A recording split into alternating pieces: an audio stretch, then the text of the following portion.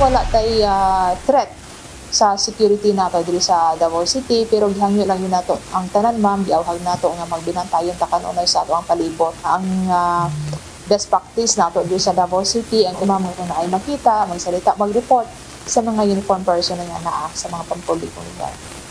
2 araw na lamang at muling magtitipon-tipon ang mga taga-suporta ni dating Pangulong Rodrigo Roa Duterte para sa isang solidarity rally sa Freedom Park sa Davao City.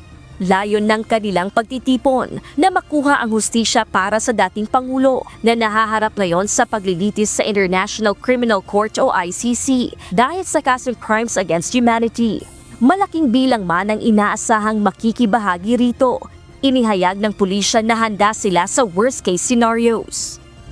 Upang walang makapagsamantala, mahigpit na seguridad ang inihahanda ng pulisya, lalo't inaasahang higit 20 hanggang 30,000 individual mula sa iba't ibang probinsya ng Davao Region ang makikibahagi sa pagtitipon.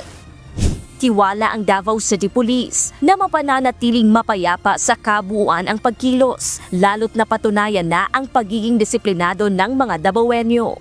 Naagid tayong mga ginahimo sa mga like war scenarios na mahitabo during the conduct of mga events sa rally diri sa aton sa Davao.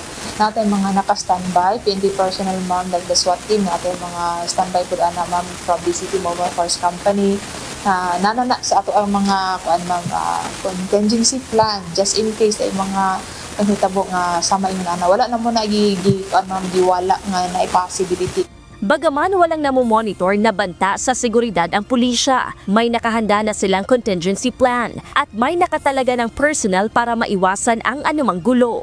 Nakahanda rin ang Davao City Task Force para matiyak ang kapayapaan at kaayusan sa darating na Biyernes. Ato ang lead role ani is PNP.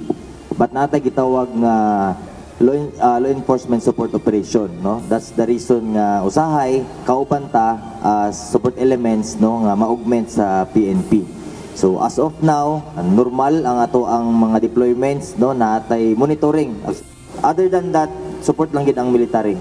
As isa ta Davao Task Force Davao ang unit nga posible ma-augment sa ani nga mga activities.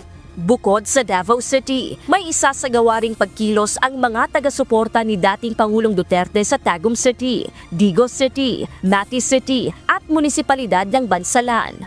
Ayon sa Police Regional Office 11, isinasapinal na nila ang ipatutupad na security plan sa buong rehiyon. Gladys Tuabi, UNTV News and Rescue. Diyos ang aming sandigan, serbisyo publiko ang aming pinahahalagahan.